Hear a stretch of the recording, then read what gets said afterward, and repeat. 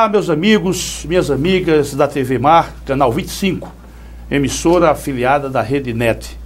Estamos iniciando mais um Momento Jurídico. Estamos iniciando mais um programa de entrevistas com pessoas da área jurídica, não necessariamente, como nós vamos ver em outros programas, mas prioritariamente com pessoas da área jurídica. Hoje estamos trazendo um profissional, um advogado, que é aquilo que nós chamamos de recomenda a profissão. Um indivíduo ético, de um comportamento exemplar e um grande profissional, integrante de um grande escritório jurídico do nosso estado. E é com ele que nós vamos conversar sobre assuntos da advocacia, do curso de Direito da advocacia, mas sobretudo da questão ética no campo dos advogados. Essa questão que é, não rara vez, é polêmica, essa questão do traçado ético dos profissionais. Então estamos aqui com o nosso caríssimo Telmo Calheiros, pessoa porque eu tenho a mais elevada consideração e um grande respeito pela sua, como eu já falei, pelo seu comportamento. Então eu queria, meu caríssimo Telmo, já deixar os nossos microfones e as nossas câmeras para você fazer a primeira saudação aos nossos telespectadores, que é um público qualificado, viu? É um público qualificado que nos assistem. E o Telmo, ele já é presidente do Tribunal de Ética, mas está sendo agora no final do mês, né? Vai haver a posse definitiva, né? Isso, nessa sexta-feira. E ele estará assumindo a presidência, o honroso e nobilitante cargo de presidente do Tribunal de Ética. Por favor, doutor Telmo. Bom, estou já, primeiramente, agradecer mais uma vez o convite, dizer ao senhor que é uma honra sempre vir aqui, o seu programa, que está realmente uma audiência muito relevante no nosso meio. Eu constantemente sou abordado por pessoas que militam, que fazem o seu programa, por isso que eu estou honrado mais uma vez. E à sua disposição sempre. Pois bem, meu caro Telmo, vamos iniciar falando a respeito. Eu tenho aqui números, você me permita. Eu estou sempre abordando esse aspecto porque eu fui advogado mais de uma década e tenho pela advocacia, tenho pelos advogados um respeito e uma consideração, pode ficar certo, que incontrastável. Isso aí ninguém consegue dizer que eu não tenho essa consideração. Aliás, já disse aqui e volto a repetir, eu espero encerrar meus dias exercendo a advocacia. Estou dizendo isso com a maior tranquilidade. Mas me incomoda algumas coisas que acontecem em nosso país com o curso de Direito. Eu acho que há uma conspiração odienta para desmerecer o curso de Direito. Um curso que já abrigou Rui Barbosa, Pontes de Miranda, grandes nomes, né, das nossas letras jurídicas. E hoje, você tem ideia, meu caro Telmo, o Brasil está com 1.308 faculdades de Direito. 1.308. Só para você ter uma ideia, a China, que tem 1,5 bilhão e 500 milhões de habitantes, tem menos faculdades do que o Brasil. O Brasil tem 200 milhões de habitantes. A China, com 1,5 bilhões de habitantes, tem 947 cursos de Direito. O Brasil, só o Brasil, 1.308. São Paulo, só para os senhores telespectadores terem uma ideia, São Paulo tem mais cursos de Direito que os Estados Unidos. Os Estados Unidos têm 100 milhões de habitantes a mais do que o Brasil e tem 212 faculdades de Direito. São Paulo, sozinho São Paulo, tem 300 faculdades de Direito. Então, só para a gente começar a tratar desse assunto, e isso, volto a repetir, me incomoda. Eu estou achando que há algo de muito grave nisso aí. Muito grave sobre todos os aspectos. Graças a Deus que isso não é aqui, nas nossas Alagoas, graças a Deus. Mas eu tenho conhecimento que no vizinho estado de Pernambuco há um cidadão que ele se intitula de reitor, numa faculdade particular. E ele diz assim, os formando, os alunos... Repare, eu estou achando isso muito grave. Qual é a sua consideração sobre isso, então? Bom, doutor Jerônimo, a OAB, ela tem essa preocupação, em nível federal, sobre esse aumento absurdo, exponencial dos cursos jurídicos, tá? Tanto é que, recentemente, a OAB, ela foi amplamente divulgada, ela fez uma análise de todos os cursos nacionais, formadores de advogados. E apenas 10% das faculdades conseguiram obter a premiação mínima de pontuação.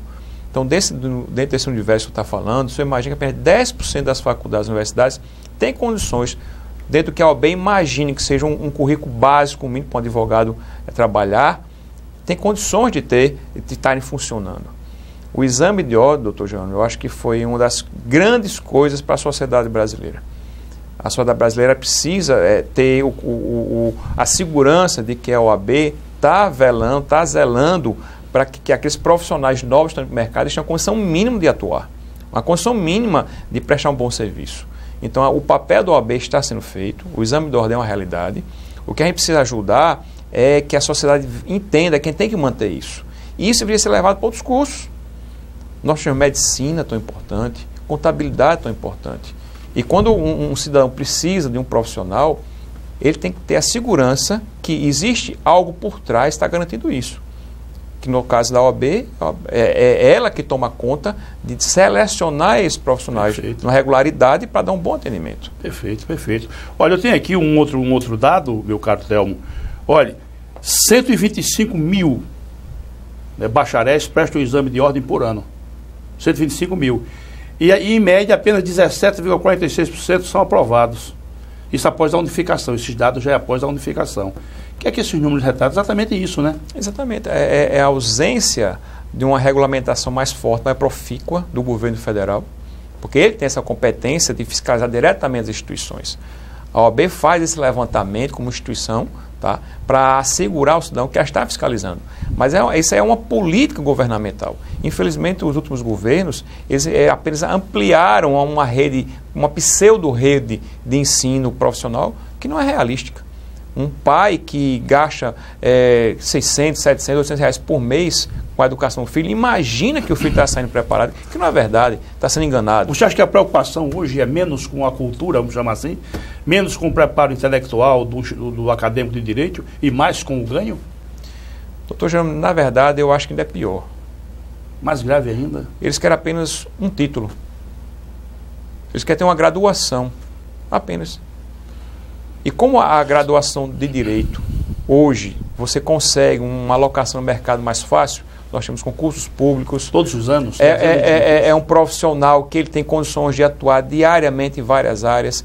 A nossa própria realidade cultural necessita que tenha um profissional para estar alertando, orientando. A demanda é muito grande.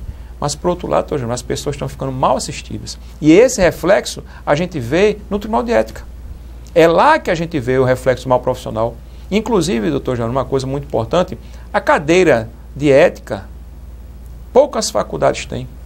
Poucas faculdades dão uma ênfase realística de que precisaria ser dada ao profissional que está se formando, que seria a fase crucial profissional dele, é naquela fase que ele está aprendendo como atuar.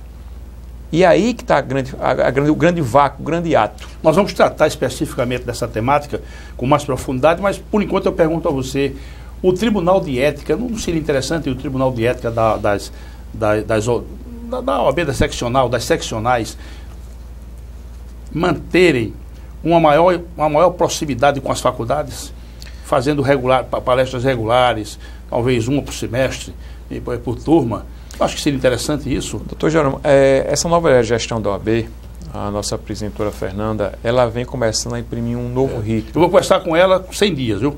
Eu estou aqui avisando para os senhores telespectadores, quando ela completar 100 dias de gestão, nós vamos convidá-la, e eu quero crer que ela virá bater um papo com a gente, para a gente já fazer um apanhado, ela fazer já uma espécie de prestação de contas do que tem sido feito, por favor. Inclusive, a doutora Fernanda já está sabendo, doutor João, que virá aqui e já pedi para agradecer antecipadamente. Enfim, ela está colocando uma nova forma de gestão e desde o início do ano nós estamos tendo conversas com a Secretaria-Geral, com o doutor Davi Lima, com o novo corregedor, o doutor Rubens, para imprimir novas ações. E essas ações não só naquelas ações de competência específica do tribunal, porque o tribunal ele só pode apreciar questões relativas a advogados. Então, aquelas pessoas que estão habilitadas a advogar. Mas a gente tem também, doutor João, que se faz necessário aquele trabalho prévio, aquele trabalho de formação. Isso que eu falei, né? Isso está corretíssimo. Então, a gente já vem começando a pensar, inclusive através da Escola Superior de Advocacia, a criar palestras, levar às faculdades essa visão do advogado, a visão do código de ética, a visão de como um advogado tem que ser. Até para que as pessoas que estão nas faculdades, eles entendam que não é só tão somente a parte técnica jurídica, mas a função do advogado, a importância que ela tem dentro da nossa Constituição, de zelar pela lei, pela aplicação, pela fiscalização. Existe um perfil para o advogado. E esse perfil do advogado, doutor João, ele está bem delimitado no novo Código de Ética. Então, esses formandos, eles precisam entender que não é tão somente aprender o direito em si, mas tem que entender como é que ele vai ter que ser como advogado. Então, realmente, isso que o senhor falou é uma preocupação que a gente está começando a ter. Levar um pouco dessa visão do que é a pessoa do advogado na sociedade e como ele tem que se portar. E isso realmente a gente vai começar a colocar. Aqui na nossa terrinha, aqui nas Alagoas, nós temos 17 faculdades de Direito. Eu estou fazendo esse apanhado desses números, não sei se você tem então esses números, de quantos bacharéis saem das nossas faculdades de Direito por ano, ou por semestre. Eu vou fazer esse levantamento, mas tenho certeza que vai ser um número que vai causar uma certa perplexidade, essa aqui é a expressão. E aí é quando entra, evidentemente, a OAB, né, gerindo esses profissionais e o Tribunal de Ética com muito mais razão para orientar. Depois nós vamos aprofundar esse assunto. Perfeito. E eu vou começar lendo aqui um dispositivo, o artigo 2º, parágrafo único, para a gente trabalhar em cima disso aí. E digo outra coisa, meu caro Thelmo.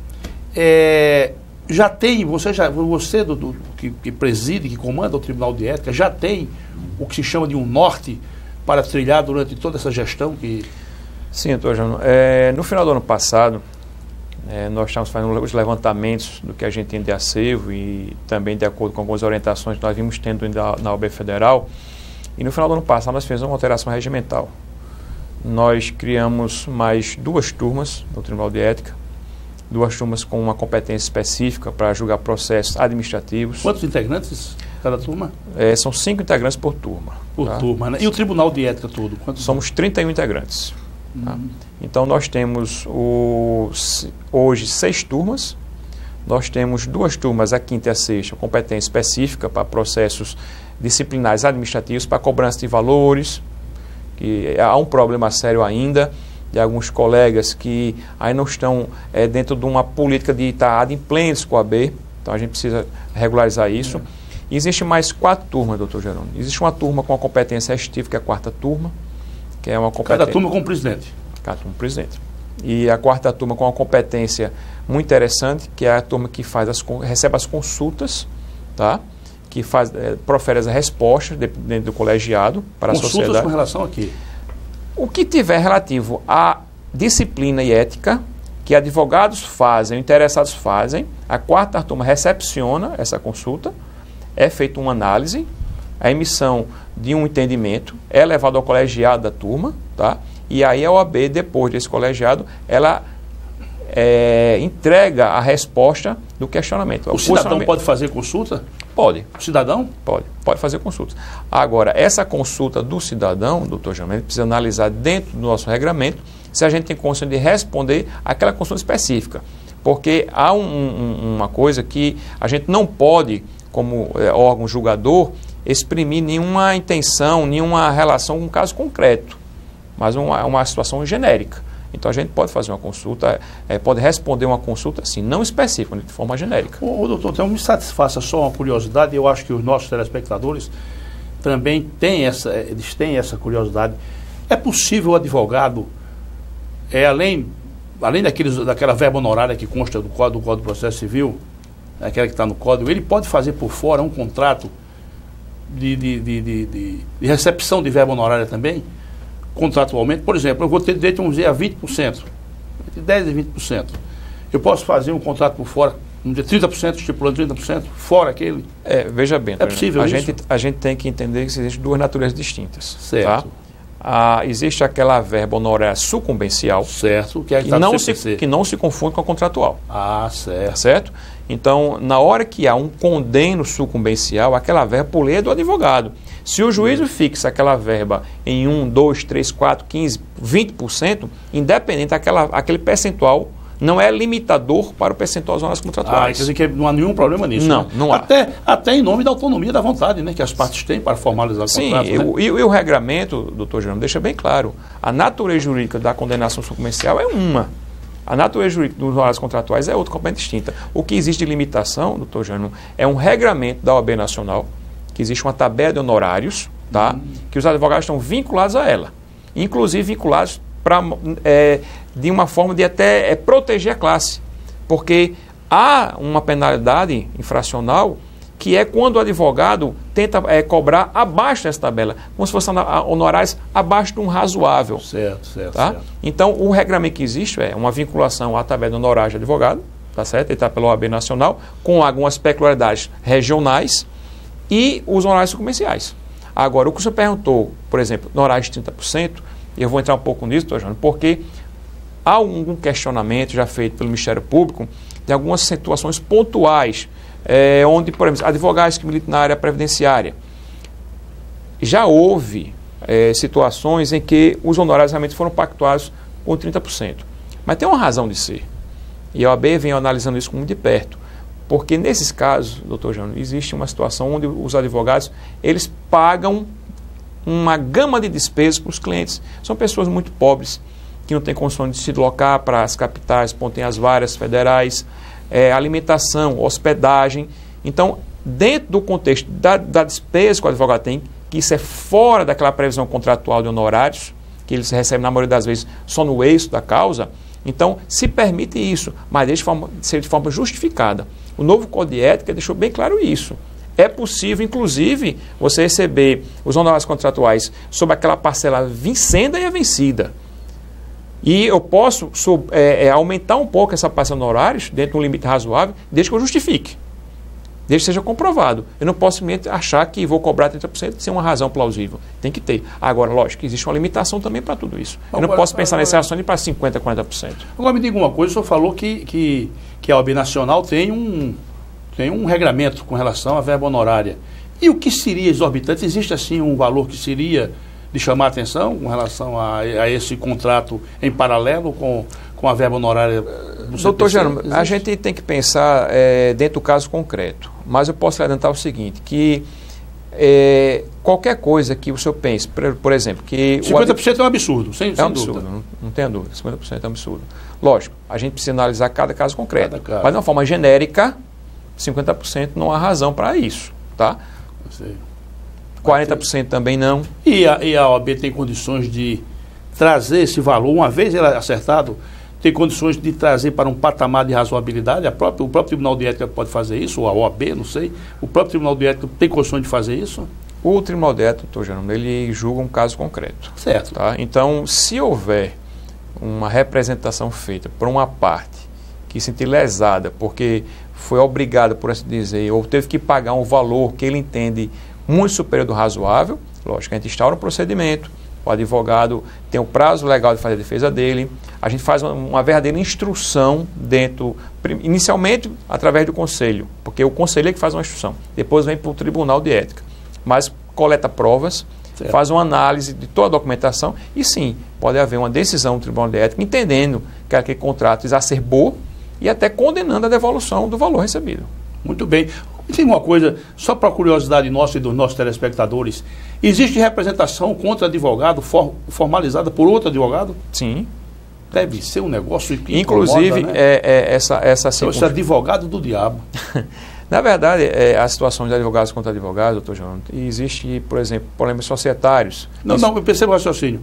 A dona Maria dos Santos contratou um advogado para representar um advogado que ela havia contratado anteriormente. Está percebendo? Existe isso? Existe. Deve ser um negócio realmente que... Agora, nesse caso, você me perguntou, nós temos representações de advogados contra advogados. Certo. Por exemplo, atuações dentro de um processo de um colega sem uma comunicação prévia, porque existe um regramento para isso.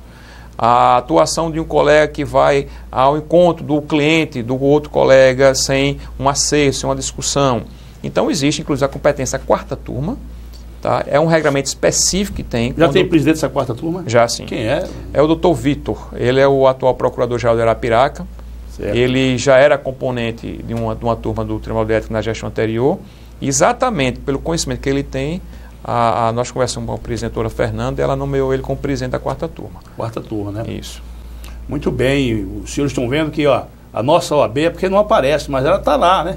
Está atuando lá, também tem as suas corregedorias, né? Sim, temos a corregedoria. Tem o Tribunal de Ética. Então, me diga uma coisa para a gente para a gente evoluir na nossa conversa. Esses processos, esses procedimentos, eles são tratados de forma sigilosa, né? Sim, sim. Mas não tem agora, eu estava lendo, que é o próprio novo estatuto, né? Não fala agora na questão da informatização desses procedimentos todos? Pois é. A OAB de Alagoas, doutor Jerônimo, no final do ano passado, ela decidiu em definitivo acabar com os processos físicos. Tá? Físicos. Então, ano passado foi feita a contratação de um sistema, que é o Aldora, que é um bom sistema, e eu acho que agora, em janeiro ainda, a gente conclui toda a virtualização dos processos administrativos, os disciplinares. Tá? Mas esse processo, ele sendo virtualizado, doutor Jerônimo, ele tem uma série de restrições dentro do software do que a gente vem colocando para a empresa que nos atende. Eu posso dizer ao senhor que, por exemplo, na sua condição de magistrado, dentro do sistema que o senhor atua, existe uma série de procedimentos que só o senhor tem acesso. Verdade. Como também o pessoal da vara, da secretaria. Então, há uma similaridade com o procedimento que a gente tem na OAB. Então, tem uma série de procedimentos lá que só eu, como presidente, tenho acesso. Só aquele juiz daquela turma que está com aquele caso tem acesso. Casos que só a nossa presidente tem acesso. Tá? Mas, de uma maneira geral, a restrição de acesso que o nosso Código de Ética determina está sendo mantida. Apenas as partes, doutor Jerônimo, que estão no processo de representação vão ter acesso. Em certos momentos, por exemplo, depois de encerrada a instrução, esse processo vai para julgamento. Os votos que são colocados entre os pares que fazem parte da turma, só eles têm acesso. No dia do julgamento, após a discussão, é que é prolatado o voto e lavrado o acordo. Mas todo o sistema ele é blindado com os acessos permitidos. E então, esse voto, ele é essa... O que se delibera nessa sessão da turma, né? O que se delibera, os votos e tal, eles são publicizados depois? Sim. Agora, doutor João, existe aquela restrição, como é na justiça, quando o senhor trata de casos de menores. Menor. Então, coloca apenas as iniciais, certo, o número do processo interessado. Mas guarda o sigilo que a lei determina. Sim, mas eu digo, qualquer cidadão pode ter acesso? É publicado no Diário Oficial. É publicado, né? Depois que o processo é concluído, nós publicamos um acórdão, existe uma ementa, um acórdão, é levado ao Diário Oficial. Hoje existe o diário da OAB, o eletrônico da OAB, isso é publicizado. Agora, a parte, o advogado que está lá e as partes, tem o sigilo. Mas está lá o teor e a decisão. Certo. E a nossa, eu digo nossa porque nossa OAB, a doutora Marinela tem se reunido com o Tribunal de Ética constantemente, né? No início... Qual é a preocupação dela maior, hein? Tem passado para você, qual é a preocupação doutor dela? Jerônimo, a preocupação da nova gestão, principalmente, é dar publicidade ao que a OAB vem fazendo. Ah, certo. Transparência. Transparência. Todos os advogados têm que saber o que a OAB está fazendo. Inclusive, hoje, o setor de comunicação da OAB está mais proativo. Diariamente, o senhor acessa a nossa página da OAB. Existem informações do que a OAB está fazendo, o que a nossa presidente está fazendo, Corregedoria, Tribunal de Ética. Desde o início da gestão, nós vimos conversando, inclusive, teve o cuidado de procurar saber cada integrante do Tribunal de Ética, quem seria nomeado, como seria nomeado. O que a gente precisaria fazer é estar procurando fazer, inclusive, cumprir as metas que a OAB Federal determina de forma antecipada.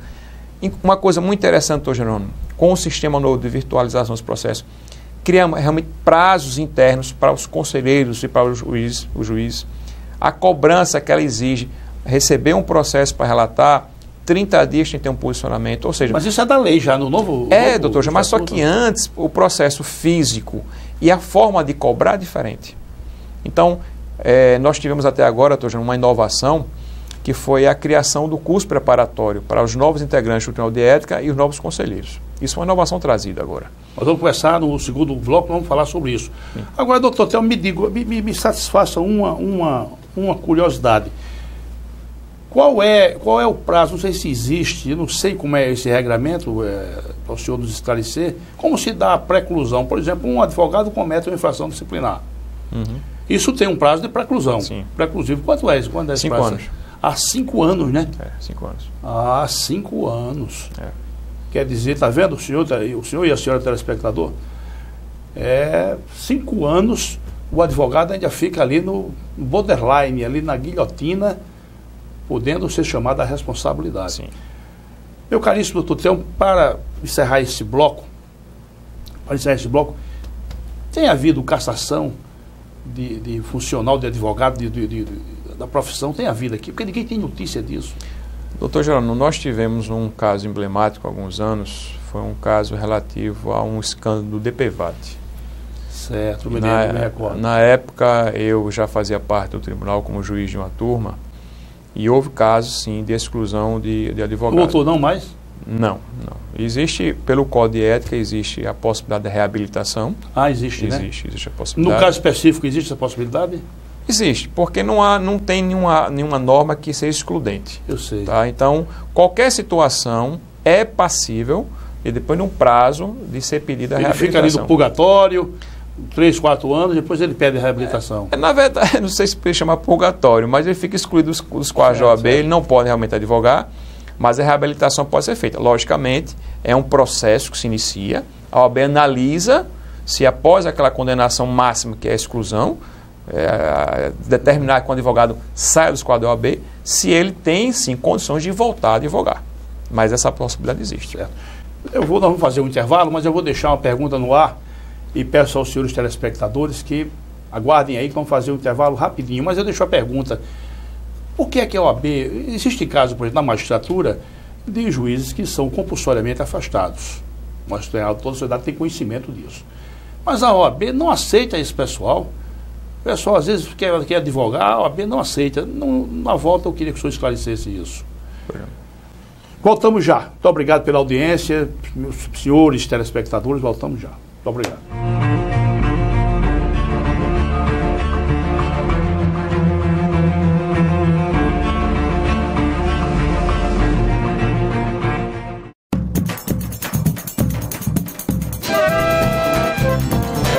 Minha terra é minha gente, o meu povo é o meu lugar. Isso é o que me faz contente, isso é o que me faz sonhar. Com um futuro diferente para quem souber buscar. Um futuro diferente para quem souber buscar. A vontade é persistente, a coragem é tradição. O exemplo é tão somente de força e superação. É luz da mesma corrente que vai do mar ao sertão. É luz da mesma corrente que vai do mar ao sertão. Andando e aprendendo de perto eu vou vendo o que eu só fazia imaginar. A voz de Alagoas ecoa em meu canto enquanto viver meu cantar. Enquanto viver meu cantar. Alagoas, minha gente. Alagoas, meu lugar.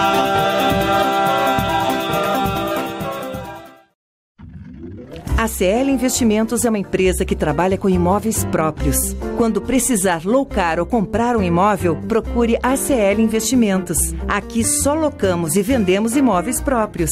Por isso damos garantia de um investimento seguro.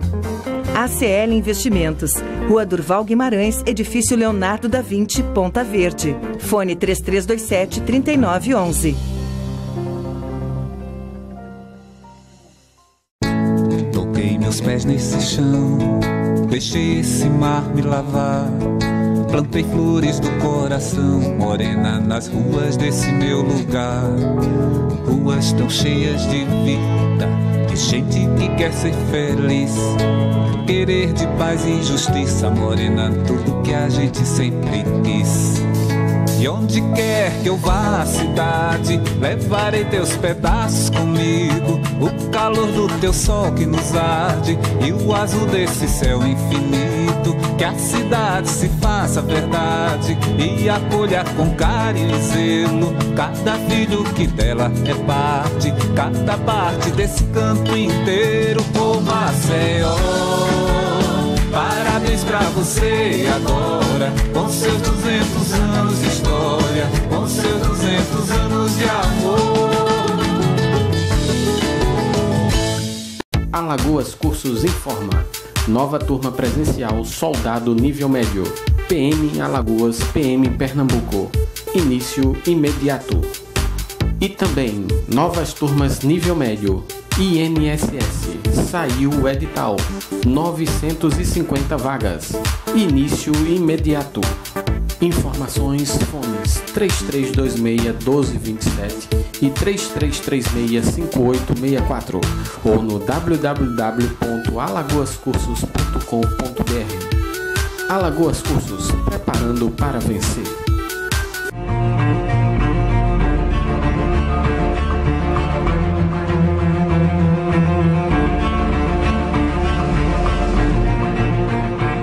Meus amigos e minhas amigas, retornando com essa conversa agradável e esclarecedora com o nosso caríssimo presidente do Tribunal de Ética, doutor Telmo Calheiro Júnior, pessoa por quem eu tenho toda consideração e respeito. Obrigado. Ele sabe disso. Mas eu quero registrar para isso aqui nos nossos estúdios do doutor Hélio Pinheiro, eminente magistrado, meu amigo pessoal, e muito me honra com a sua amizade. Ele está chegando da sua pós-graduação, lá em Coimbra. Eu estive com ele, estivemos juntos em Coimbra, estivemos naquela vetusta faculdade, que é do século XIII, e fizemos umas incursões lá pela escola, e ele vai estar conversando conosco aqui. Vamos fazer 2 programas, vamos tratar do país Portugal, né? Fiquei encantado com aquele país. Você conhece, Telmo?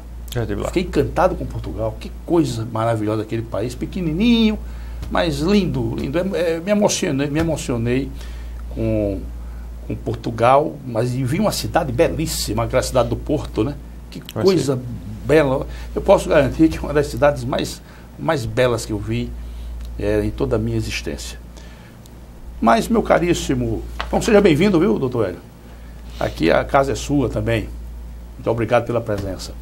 Mas, meu caríssimo Telmo, alguns magistrados, eles são afastados compulsoriamente, né?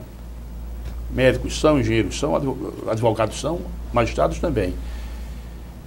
E eles tentam, eu conheço pelo menos 3 casos, eles tentam ingressar na OAB, voltar, vamos chamar assim, à casa de origem, e a OAB não aceita. A OAB, de forma irresignada, não aceita de maneira nenhuma o reingresso desse pessoal. Como é que o senhor vê isso, né? Bom, doutor Jerônimo, antes um pouco a gente vinha falando sobre o Código de Ética. Perfeito. E eu venho colocando para o senhor que o novo Código de Ética, ele está deixando mais claro o que é necessário do advogado. O que é necessário para o advogado ser tido como um verdadeiro advogado que cumpre as normas da OAB. Então, eu não posso assim, adentrar em casos específicos, mas o que eu posso lhe falar, doutor João, de uma forma bem genérica, é que na hora que há uma punição disciplinar, seja ela pela magistratura, seja ela por uma instituição como a OAB, se há uma punição, há uma razão de ser. Do que nós falamos há pouco sobre o processo de reabilitação, a OAB, na hora que é feito um pedido de reabilitação, é um processo administrativo que ela vai analisar se ela defere ou não, não é automático. Então, guarda uma certa similaridade na hora que há, como o senhor falou, um processo de uma aposentadoria compulsória de um magistrado, isso tem uma razão para ter ocorrido. E se esse magistrado vai ao OAB e pede que ele possa ter o direito de ter a carteira da ordem para advogar, guarda os mesmos princípios de formação, de conduta do advogado. Então, imagino eu, doutor João, que na hora que esse magistrado, ex-magistrado, vai ao OAB, a OAB tem por obrigação de analisar a quem está pedindo para receber o título de advogado. Então, se a OAB negou, doutor Jerônimo, a esses pedidos, razões existiram. E essas razões, imagino eu, que são aquelas razões que o nosso colega diz que são as razões para que o advogado, para ser tido como bom advogado, tem que cumprir. Se a OAB entendeu por indeferir, alguma razão ela existiu. Indefere de forma irrecusável. Não queremos. Até um ex-presidente da OAB, que ele cunhou uma frase, achei bem interessante, elucidativa e até pedagógica. Dizia ele: se ele não serve para lá, vai servir para aqui? Quer dizer, se ele não está servindo para a magistratura, vai servir para a OAB, quase como se fosse uma espécie de tratamento contundente. Se não aceitam lá, nós não queremos aqui. Bom, o Estatuto Ético da OAB, no seu artigo 2º, parágrafo único, eu fiz questão de pegar lá para a gente conversar um pouco, diz o seguinte: veja bem, senhor telespectador, senhora telespectadora, veja o que é que diz o Estatuto do Ético, né, do advogado. Diz o seguinte: são deveres do advogado. É imposição, uma coisa impositiva, são deveres. Repare bem, preservar em sua conduta a honra, a nobreza e a dignidade da profissão. Como é que ele vai fazer isso? Aí diz aqui, ó, zelando pelo caráter de essencialidade e indispensabilidade da advocacia. E continua. É dever do advogado atuar com destemor, independência, honestidade, decoro, veracidade, lealdade, dignidade e boa-fé. Vejam, os senhores e as senhoras, os predicamentos que devem encerrar a atividade do advogado. E por último, né, depois nós vamos falar sobre o Bielsa, Rafael Bielsa, ele diz assim, ó, zelar por sua reputação pessoal e profissional. Que coisa bonita. A OAB não está querendo um santo, não? Santos? Doutor Jerônimo, a função do advogado ela é essencial à justiça. Você imagina que a justiça não pode funcionar sem um advogado. É verdade. Aliás, o advogado hoje, né, ele tem patamar constitucional. A nobreza, a dignidade é tamanha que o advogado foi alçado ao patamar de elemento integrante da Constituição. O senhor bem sabe, nós somos equiparados.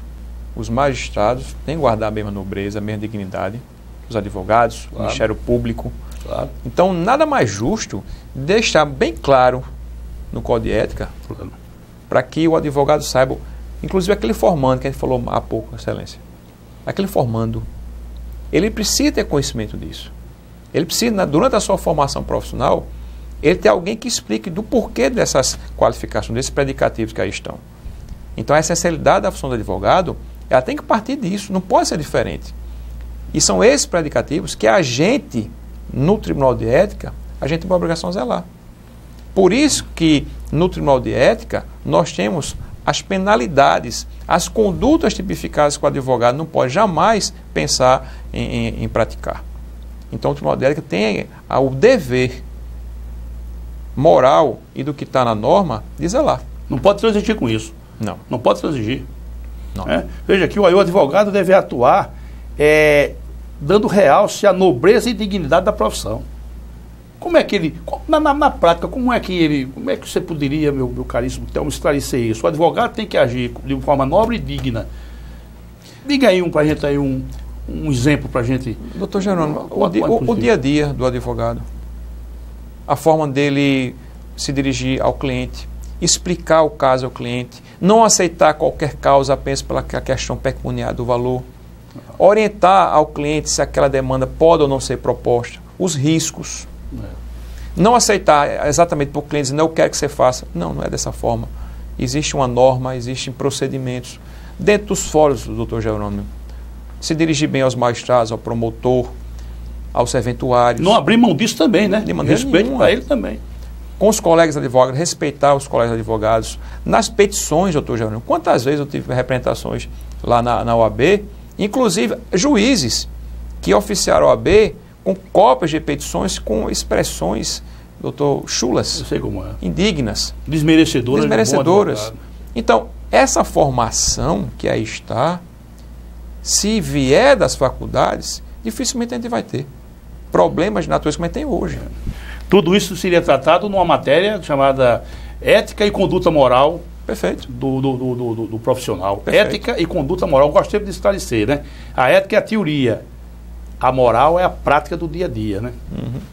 Então, ética e a prática moral do advogado. Seria muito interessante isso. Pouparia muito o Tribunal de Ética, né? Muito, muito. Seria bom para a sociedade, todo mundo sairia ganhando. Quanto menos processos disciplinares tivéssemos, nós estaríamos dentro de uma condição de demonstrar que os advogados estão melhor exercendo o que nosso código determina. Outro dia no fórum tinha um cidadão, assim como quem estivesse procurando alguma coisa, e me interpelou. O senhor é advogado? Não, eu não sou advogado, eu trabalho aqui, mas não sou advogado não. Sou juiz. Posso ajudar em alguma coisa? Eu estou procurando meu advogado. Eles procurando seu advogado, esse aí, quem é ele? O nome dele eu não sei. Agora é um gordinho, repare. O rapaz identificou o advogado como um gordinho. Você não acha que esse advogado errou não aí?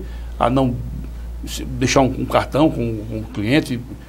Existem várias razões, doutor Jerônimo. Existe talvez o despreparo total. Existe às vezes um interesse para que não haja esse contato, tá? E às vezes existem problemas com o próprio cliente. Ele pode ter recebido o cartão, pode ter perdido, o discernimento desse cliente não ser o mesmo. Existem várias razões. Depois, como disse o senhor, cada caso é um caso que precisa ser analisado dentro do que a gente recepciona, dentro do Tribunal de Ética, que tem a cautela que a gente tem que ter, tanto assistindo o representante, como dando o direito ao representar se defender e fazer o julgamento da melhor forma possível. O meu caríssimo Telmo, mas o atuar do Tribunal de Ética, diante do fato concreto, não é uma coisa dorida, não. Não é uma coisa que incomoda, não. Um colega tomando conhecimento, eu vou usar uma expressão da nossa presidente Dilma Rousseff, ela está gostando muito dessa palavra, mal feito. Né? Cada escândalo danado, eles fizeram mal feito. Então, não é uma coisa dorida para o colega ali estar tomando conhecimento de mal feito. É péssimo. Levado à dinâmica por um colega, não é uma coisa... Doutor João, ninguém fica satisfeito. A OAB como um todo não fica. Nós, integrantes, não ficamos. Por quê? Porque a dignidade da nossa profissão está sendo colocada em xeque. Quando doutor João Couso, imagine, quando um cliente procura a OAB, é porque ele extravasou toda a forma de contato com o advogado. Muitas das vezes, a gente tenta fazer até um contato inicial, liga para o colega, amigo, está acontecendo isso, resolva. Mas às vezes chega a representação, o cliente quer fazer a representação. Sim, mas se já chegou a representação, não pode... É porque às vezes acontece da OAB recepcionar uma pessoa que vem procurar uma orientação. De voz viva. Nós temos muitas representações que são tomadas a termo na OAB. Existe um setor da OAB com pessoas especializadas que recepcionam pessoas que vêm reclamar do advogado. A gente explica como é que pode ser feito um procedimento administrativo de representação, a pessoa decide, a gente orienta e é reduzido a termo a reclamação. Mas me diga uma coisa, uma vez formalizada, instrumentalizada a representação, o Tribunal de Ética pode lateralizar isso? Não, de maneira nenhuma. De maneira nenhuma. E não existe essa hipótese. A representação, doutor João, ela chegou na OAB, ela vai direto para a presidência, tá certo? A presidência, de imediato, ela já nomeia um conselheiro relator que recepciona esse processo e dá prosseguimento.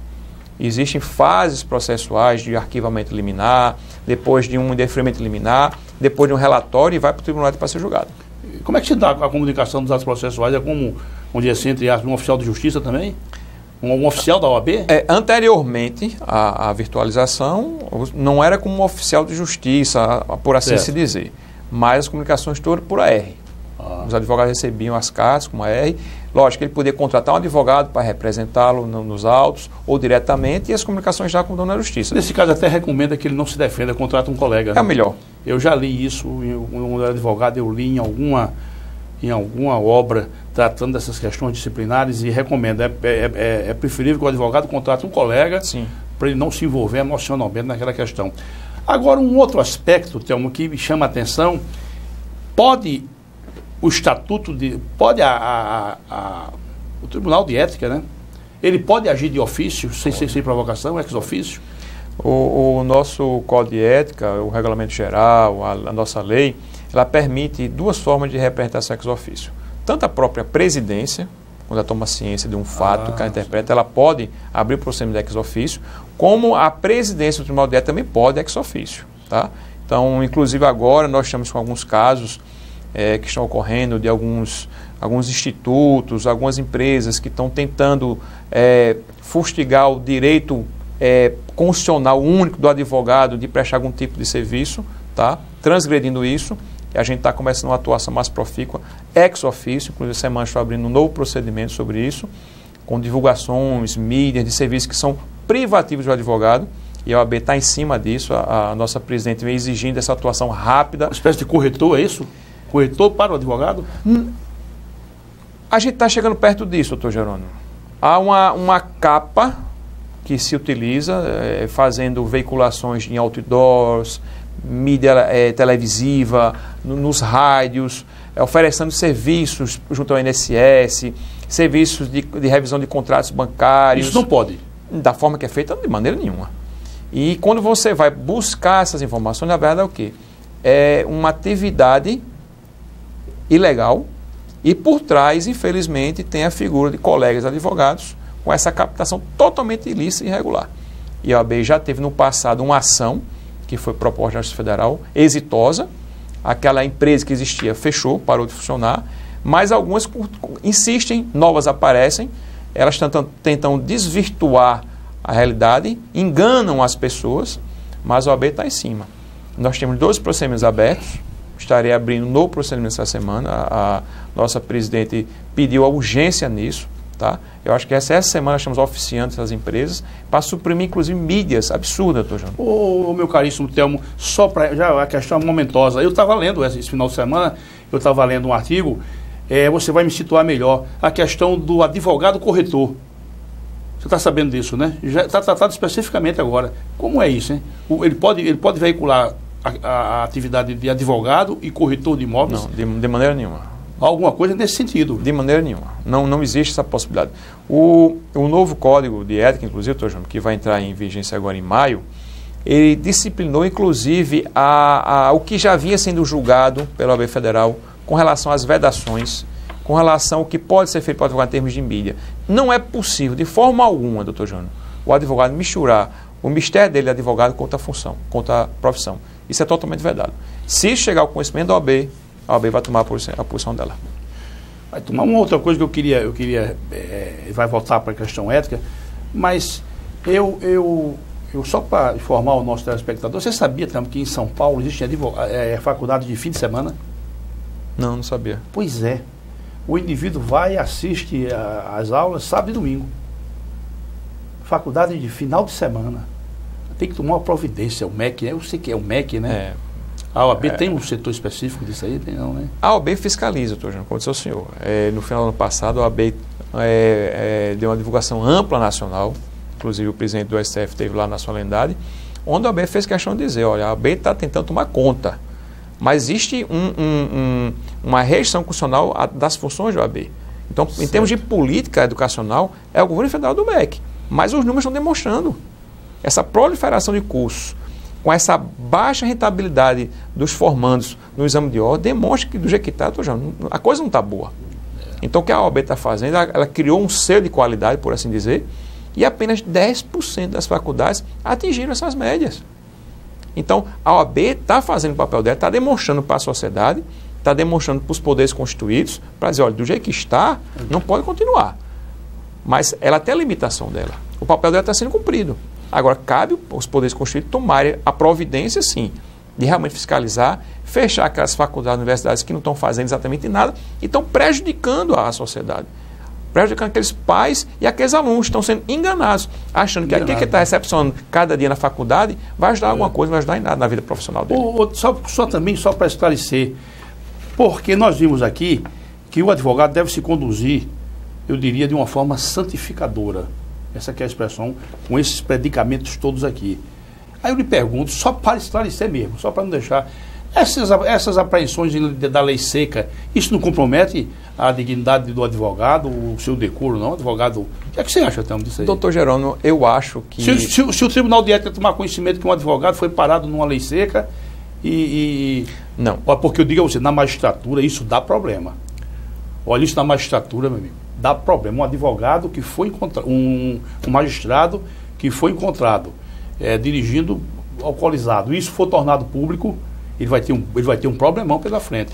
Aí eu pergunto a você, sem querer, evidentemente, colocar o meu caríssimo amigo em situação delicada, mas se o Tribunal de Ética toma conhecimento que um determinado advogado foi parado numa blitz, tratando específico da lei seca, e até entrou em desarmonia ali com a autoridade e tal, de ofício, o Tribunal de Ética pode agir? Doutor João, na nossa visão, existem duas situações distintas. Isso. Tá? A competência do Tribunal de Ética de dirimir questões dessas, eu preciso analisar se o advogado está no exercício da sua profissão. Se ele não estava no exercício da profissão, eu não tenho competência, o Tribunal não tem competência de tomar nenhum procedimento. O que a gente pode fazer é, recepcionando alguma informação dessa, oficiar a presidência para que, analisando, adote alguma providência contra o advogado, se entender que algo que ele estava fazendo está violando alguma conduta de forma genérica. Agora, para o Tribunal de Ética, de início, ele precisaria estar exercendo a advocacia naquele momento e aí sim estaria violando aquelas condutas. Me permita, ter uma totalmente diferente da nossa lei orgânica, né? Que ela é clara, diz assim, o juiz deve manter uma conduta irrepreensível tanto na vida pessoal, na vida particular, como na vida profissional. Eu acho que com um advogado, não quero, né? Eu acho que o advogado também. Eu não consigo ver um advogado fora da profissão, fora da atividade, delinquindo ou cometendo verdadeiros absurdos e ser um anjo de candura numa audiência, mas complementando, João, a minha resposta, não é que a OAB não vá se posicionar. Não é que a OAB não tenha artifício, mecanismo que vá coibir isso. Mas dentro de um regramento específico do Tribunal de Ética, porque existem competências exclusivas do Conselho Seccional e do Conselho Seccional Pleno, que não precisam passar pelo Tribunal de Ética. O que eu quero dizer é que a OAB, sim, tomando conhecimento de um advogado que tenha reiteradamente ou praticado um ou outro ato que não esteja dentro da condução do que o nosso código determina, a OAB tem sim como repreender, que não precisa ser obrigatoriamente apenas pelo Tribunal de Ética. O Conselho Pleno pode tomar providência, sim, e o Conselho Seccional também. Pode, né? Pode. Então me diga uma coisa, as subseccionais não têm as suas turmas ou tribunais de ética? Não. A nossa lei, doutor João, ela cria a possibilidade das subseções criarem, mas que tem um limite mínimo de advogados, que não é o caso do nosso Estado. Certo. Ah, tá bom. Então as questões, por exemplo, que haja lá em Santana... Todas vêm para Maceió, porque o nosso tribunal funciona aqui. Então, retomando aquela nossa conversa, o Tribunal de Ética fica vigilante com relação a essas questões que elas parecem eles não aparecem ostensivamente, mas que existe, como, por exemplo, a captação de causas. Sim. O Tribunal de Ética ele funciona, doutor, imagine, como uma entidade que está 24 horas por dia zelando pela atividade. Então, eu como presidente, se eu ouço uma mídia ou vejo alguma imagem, eu posso, interpretando isso como seja uma possibilidade de uma violação do Estatuto, abrir ex officio um procedimento. Colegas advogados que recepcionam informações, eles oficiam a OAB, a OAB toma essas providências. A presidência da OAB também, ou seja, qualquer órgão da OAB, os advogados por si só, eles podem comunicar a OAB e sim, aí lá na ordem, dentro da nossa estrutura, ou através da presidência, ou através da presidência do Tribunal de Ética, a gente toma as providências. Tem uma outra questão, agora final de semana, nas minhas pesquisas, para conversar com você. Conversar com você, eu tive que ler alguma coisa que eu não vinha, que eu não sou bobo, né? Conversar com o nosso tema sobre um tema específico, sem tomar conhecimento. São Paulo já, deixa eu colocar com muito cuidado para você entender, São Paulo já colocou em prática a questão da ficha limpa também para a inscrição. Em São Paulo, eu estou dizendo isso que eu li, o advogado, o bacharel, quando ele quer ser sagrado advogado, é feita uma pesquisa na sua vida, nos seus antecedentes sociais. Como é que está isso aqui em Alagoas? Doutor Jano, você entendeu, né? Devido que é feito uma verificação se ele fez algum mal feito na vida anteacta dele. Essa verificação, como você está dizendo, da vida pregressa do indivíduo, da pessoa estar se habilitando aos quadros da OAB, ainda não é feito aqui. Tá? Não é feito. E existe sim, lógico, como estava falando da questão da reabilitação, da questão do magistrado que foi aposentado compulsoriamente, que a OAB tem conhecimento disso, lógico, a gente faz uma análise. Agora, o que existe se houver, durante esse processo de habilitação, alguma denúncia, alguma informação chega ao Conselho de Ética, chega à OAB na presidência, lógico que a OAB vai analisar o deferimento dessa concessão da carteira de outra forma. Mas não há o sistema de uma impositividade quanto a essa verificação? Ainda não. Mas ele tem que trazer aquelas certidões? Sim, exatamente. Se houver na certidão algum processo, algum procedimento que a OAB interprete que precisa aprofundar, ela aprofunda. E se a OAB entender que aquelas condutas que foram praticadas para aquela pessoa que está se habilitando são incompatíveis, logicamente que a OAB interfere. Tem um advogado encarcerado atualmente, né? Você está sabendo, né? Tem. Há um advogado encarcerado. E o Tribunal de Ética atua aí, já foi público, né? Atua. Inclusive, existe um outro procedimento que está conosco, um fato público que ocorreu ano passado, envolvendo 2 advogados que estão sendo processados, e nós também estamos abrindo o procedimento contra eles agora. Né? Meu caro Sutel, estamos nos aproximando do final do nosso programa, essa conversa tão agradável, essa conversa tão boa, mas eu ainda lhe faço uma ordem de indagação. Essa questão do inadimplemento, como é que está isso, hein? O que é que isso significa? Se o Tribunal de Ética tem alguma coisa a ver? É interna corporis, quer dizer, é perante a própria OAB, a própria seccional. Essa questão do inadimplemento, alguma posição do Tribunal de Ética? Como eu disse ao senhor anteriormente, existem processos administrativos abertos de gestões anteriores, tá? Um número de processos de uma certa monta, tá? E a nova gestão entendeu por pegar esse processo e dar um tratamento diferenciado. Então, por isso que nós criamos no Tribunal de Ética 2 turmas, que é a 5ª turma e a 6ª turma, com competência exclusiva para processar essas representações, por assim dizer, ou processos administrativos de advogados inadimplentes. Que a inadimplência, doutor Jerônimo, ela é uma infração ética disciplinar. Sem dúvida. Então, ele pode vir a ser processado e ser condenado pela OAB por não cumprir com o pagamento da anuidade. Então, já havia um tratamento, mas agora o tratamento vai ser mais profícuo. Essas 2 vão atuar diretamente só nessas demandas. Há uma tolerânciazinha, né? De 3 meses, 4 meses. A tendência é que essa coisa seja mais restrita, né? Então, o advogado ele tem condições de parcelar, tem um cartão de crédito, existem boletos, a anuidade foi, inclusive, se fala, foi mantida, não foi feito nenhum acréscimo substancial. Então, existem assim, condições, sim, para que o advogado resolva perante o OAB. Mas agora o tratamento vai ser um pouco mais profícuo. O Tribunal de Ética se reúne quantas vezes?